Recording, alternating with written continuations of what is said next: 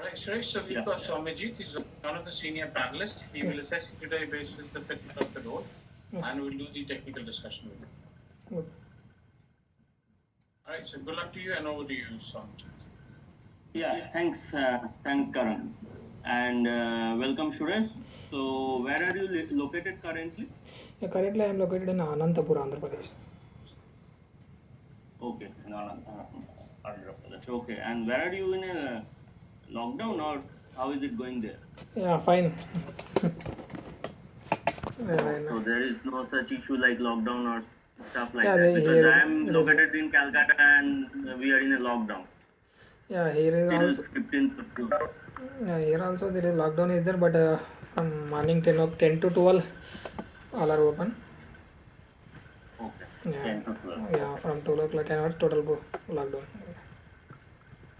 Okay, that's great.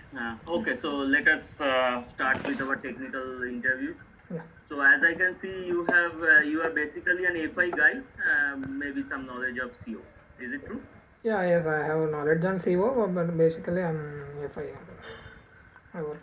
Yeah. So which areas of FI you are comfortable with? Yeah, accounts payable, accounts receivable, FIMM integration, and SD integration also.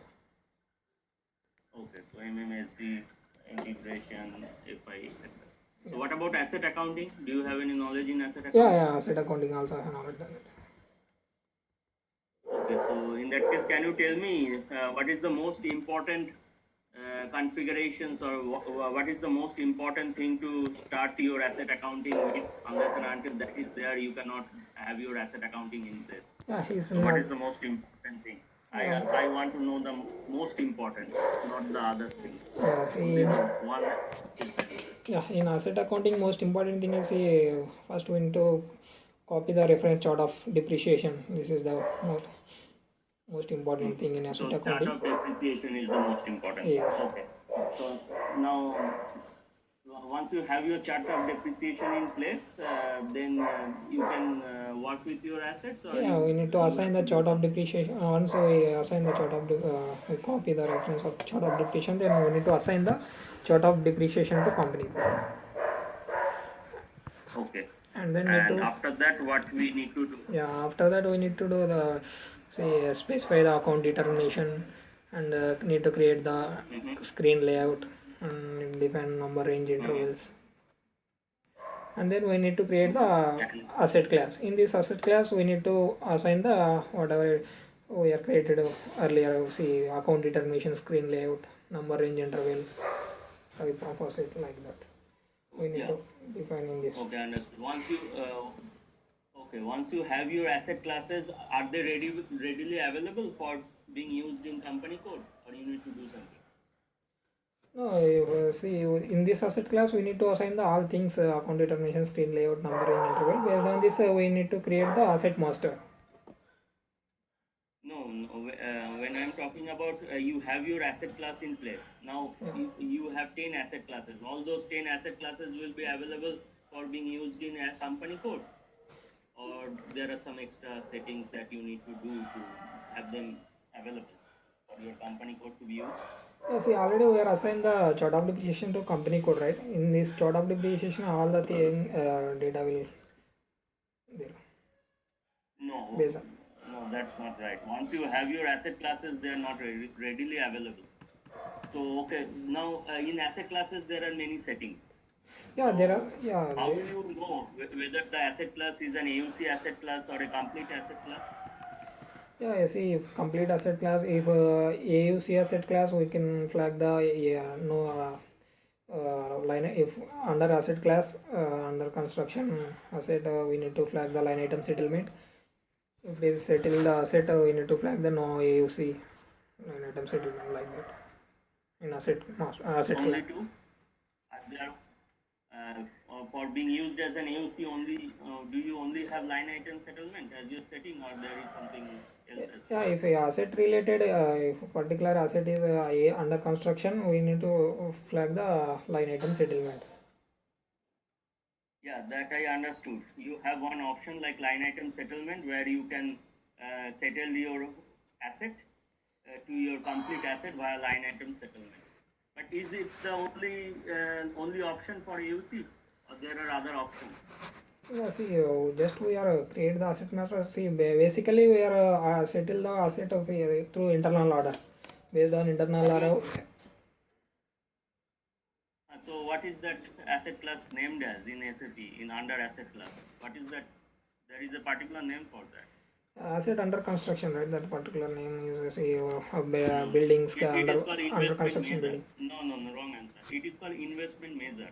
Have you heard about investment measure? Yeah, investment measure also there is one option is the line item self and investment measure. That is not an option. That is a way how you can determine your AUC asset class. So Yeah, when yes. you are talking about internal order will not work unless and until your asset class is an investment asset class. So have you worked on internal order as a means of settling your AUC? Yeah, under ASU we need through internal order we are procure the whatever related for the asset. We need to. No, I am talking about whether you have worked. Then can you tell me the linkages between investment asset class and internal order? How do these tools are linked? This tooling, see, in internal order, we are create the, see, whenever we are create the asset master, in that asset master, we are link the asset class. Based on that, it will flow. Right.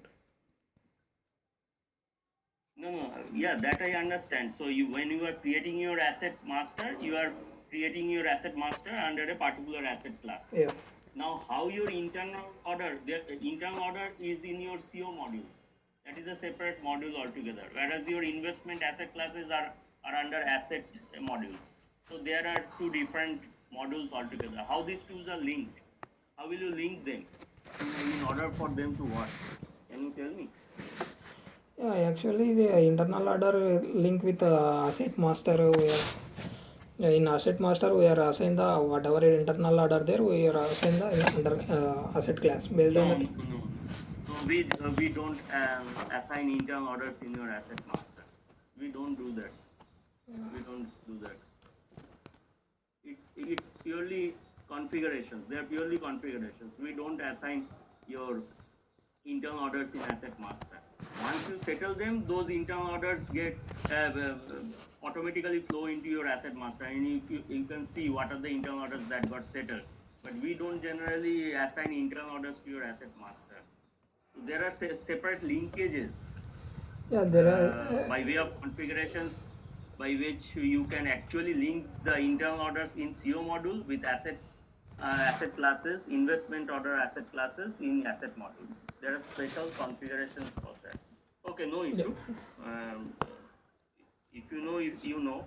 If you don't know it, how will you say no? No, exactly. Now, What you so let me move on. So, as you have mentioned in your CV that you know SDFI integration. yeah. So, where do we do this SDFI integration? In VKOA transaction, we may execute the assign the GL accounts. Based on this, Yeah, GL will flow. Yes. yeah, right. So in VQA there is something called KOFI and KOFK condition type. Can you tell me what are those things? There is condition type. Based on that condition type, we are assigned the GL, right?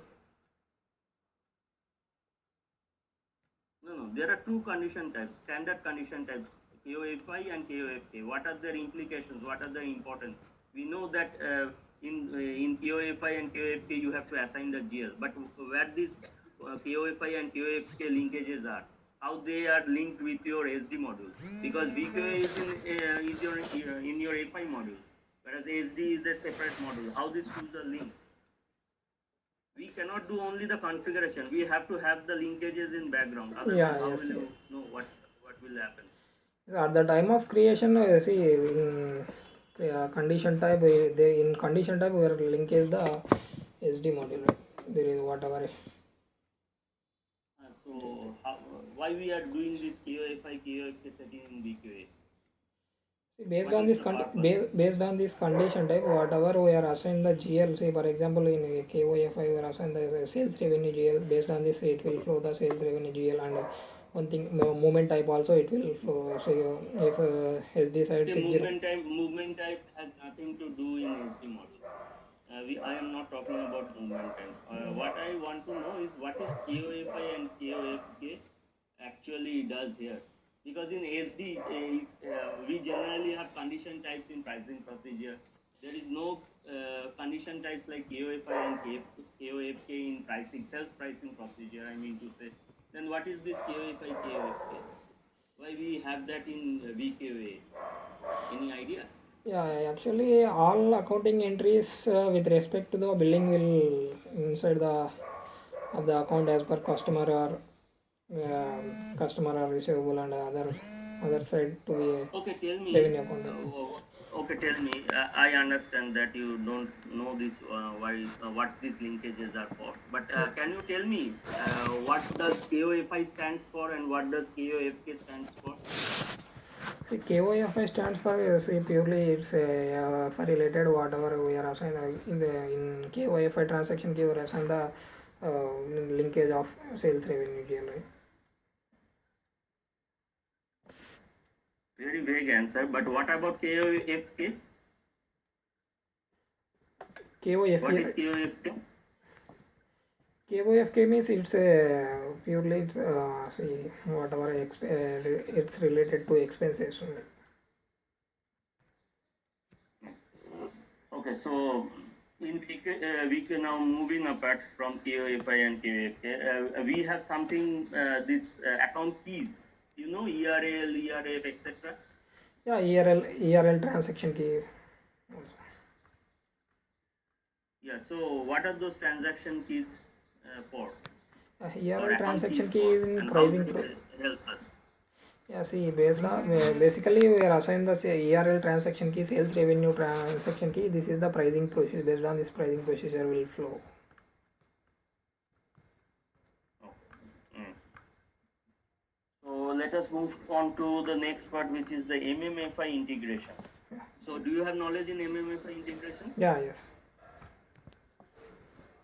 So how do we derive the GLs?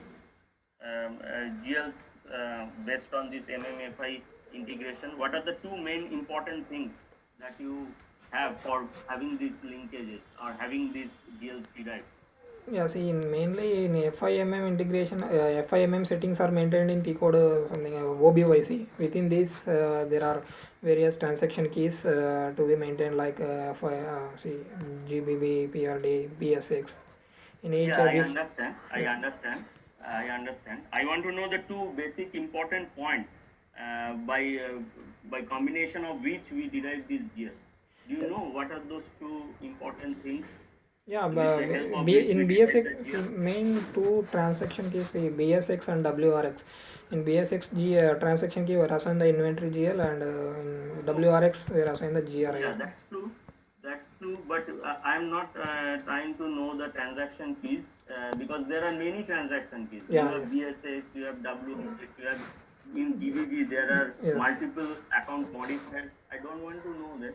Yeah. I want to know how these GLs get derived with the there are two important parameters which help us to derive the GLs. Yeah, based on What are movement those type, two it will important parameters? based on movement type, it will Yes, based on movement type is one parameter. yes. Movement type is one parameter. What is the other parameter? Other parameter is transaction key based on movement type and whatever transaction key we are and valuation class also main important thing. Yeah, the second one is valuation class. Yes.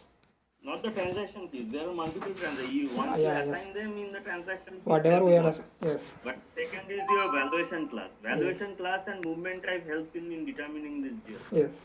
So since you have, so what is the movement type we generally use while doing our inventory postings Yeah, at or the time acquiring these for finished goods? yeah, see valuation class, whatever valuation class we are assigned, for example, we are procuring the raw material, at the time it will take the raw material inventory. For example, 3000 valuation class is related to raw material like that.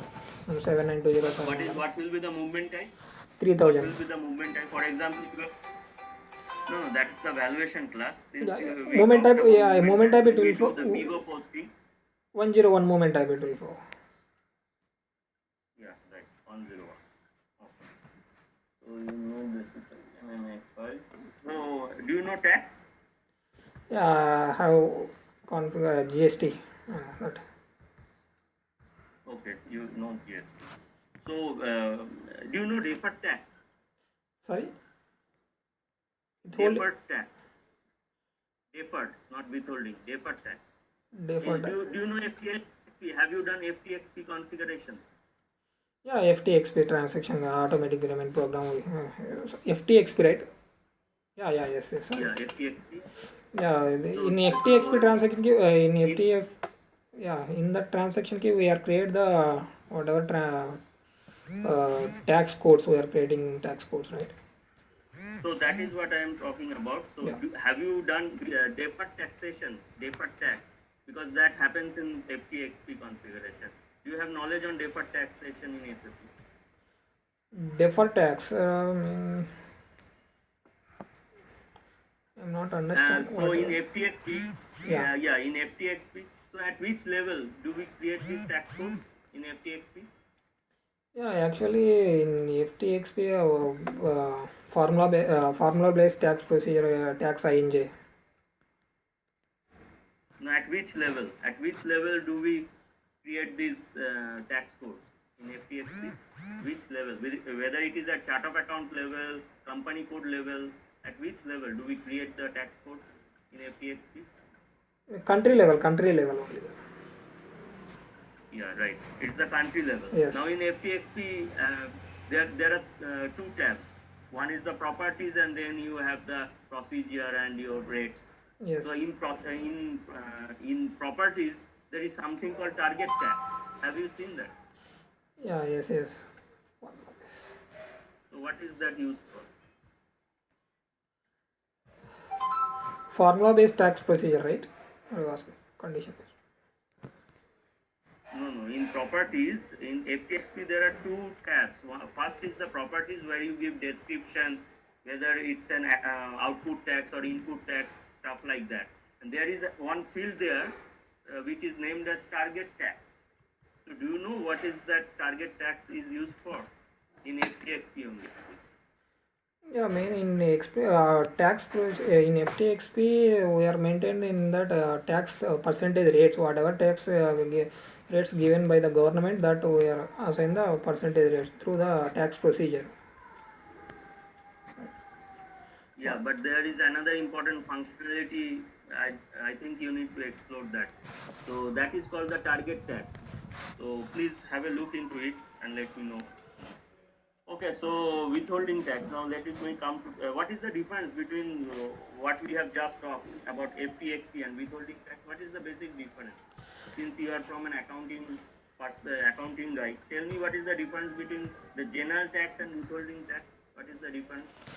General tax, withholding tax means customer that is authorized to deduct the withholding tax pays invoices from vendor subject to the withholding tax. The customer, the payments amounts by the withholding tax proposition. Is it? I think there is some confusion in your mind regarding withholding tax and VAT, etc. Like you have done GST. What is GST? What is the basic nature of GST? Yeah, What kind of tax is it? What kind of tax is GST? Since you mentioned GST. Whatever material client has purchased from vendors and sales to the customers, for that material some tax percentage rates has given by the government, whether this good service tax. So when you are getting, yeah, I understand. So you need to understand taxation in general first. Yeah. Do you get your salary? So, yeah, And yes, when you get your salary, do you have something called TDS? TDS, yes. That under TDS under withholding tax, right? Yes. So what kind of tax is it? When we talk about TDS, withholding tax, what kind of tax is it? Is it VAT? Is it VAT? Not VAT. It's not very related VAT. It's So totally. there are two different nature of tax. So these are two different nature. One is VAT, which we don't get in our salary slip. We get TDS. So there are two different kind of tax when we are talking about. So these are basic general things that we need to know, understand when we work with taxation. Yeah, there is So some. what is that and what is it? Yeah, actually, government has given by there is some tax codes, see No, no, 194C to contractors, 194A, like that. There is many no, no, transaction. no. The simple answer is one is your indirect tax, another is your direct tax. Based on these basic premises, this taxation has evolved. So if you don't know direct tax and indirect tax, then it's very difficult for you to do anything on taxation front. Yeah, it's Withholding tax is very different from your VAT. So first you need to understand what is a direct tax and what is indirect tax. So now let us move ahead. Now in withholding tax, withholding SAP tax is has a given direct tax. you. Yeah, withholding. See, actually, withholding tax is direct tax. GST is a different type like indirect tax. GST is what? GST is a indirect tax. Yeah, why it is called indirect? See, whenever we are not paying to the direct to the government, we are paying to the we are paying to the vendor and we are receiving from the customer like that, and then we need to pay the government, right? And then they are receiving from the Yeah, government to direct vendor. yeah. So the incidence of taxation is not on the person who is actually paying the tax, and that's why it is called indirect tax. Yeah, The point of taxation is not on the person who is actually paying the tax, yeah. In because here the vendor and the customer are paying it to the government, whereas we, the consumers, are paying it to the vendor yeah. and See, customer. at the time So of that is why it is called indirect tax. They when can pass their taxation to the third party. So let us move on. Sticking to withholding tax, in SAP, there are two types of taxes. Withholding tax, two types only. I am mentioning specifically. There are two types of withholding tax that we can create in SAP. Two types only. Not yeah, what we have in our Indian parlance, like individual taxation, individual tax type, 194C, etc. I'm not talking about those tax types. In SAP, there are only two tax types that you can create. Can you tell me that? withholding tax, right? Withholding tax is Withholding tax types. Withholding tax types. There are only two tax types that you can create in SAP. Not what Indian government have mentioned, like 194C, yeah. 194J. I'm not talking of those tax types. I'm talking about SAP, because you are coming into SAP and you have handled withholding tax. So there are only two tax types that you can create in withholding tax. What are those two tax types? Actually, in SAP there is some to create the withholding tax codes like that. I'm not remember the things. Withholding tax code comes later. First, you have to create your withholding tax types, then you can create withholding tax codes. What Yeah, are the tax types that you first have to create? other things I am not remember that things. Okay, not an issue. Not an issue. We all forget, even I forget. So now withholding, you have your withholding tax codes. Once you have your withholding tax codes, you have mentioned the rates, etc. Now you are trying to post an FB60 posting. Yeah. You are trying to post an FB60 posting. Okay. So there, that vendor, you have to have your withholding tax there while doing your vendor posting. So whether it will automatically come, and if so, how? The withholding tax while doing your posting. While doing posting, there is a one separate column is there withholding tax information column. There we need to whatever for particular vendor, whatever tax he is eligible to deduct, that we can select there, and we are assigned the withhold if a particular vendor he, in vendor master we are assigned the withholding tax codes. So in vendor master, first you have the activity that Yes. you need to do is first you have to have your withholding tax type there in vendor master. Yes. In So in vendor master. FB60, though you have that tab withholding tax, that will not work unless and until your vendor master have that withholding tax. Whenever we Yeah, are that's at the correct answer. yes. Okay, so now coming to bank. So have you done any banking related configurations like FBZP, etc., and stuff like that? Yeah, FBZB I have done automatic payment program. Automatic payment program. Okay, let me give you a scenario. We have a vendor and there are 10 open line items. Okay. Whether while posting your F110 transaction, will all the 10 line items will get picked? or we may skip something as well. No, based on Or we have 10 line items or 10 open items are there, but based on we are assigned the terms of payment. Based on terms of payment, it will flow the whatever yeah, so due dates are there. Based on that, it will flow. okay, yeah. So basically, whether the line items are due or not due, Yeah. based on What? that, the line items will get picked. Yes, yes. Okay. Yes. So yeah, basically, I am done with. So thank you, Suresh. It's nice talking to you. I will give my feedback to my HR counterpart. Thanks a lot. Do you have any questions? Yeah, nothing. Thank you. Okay.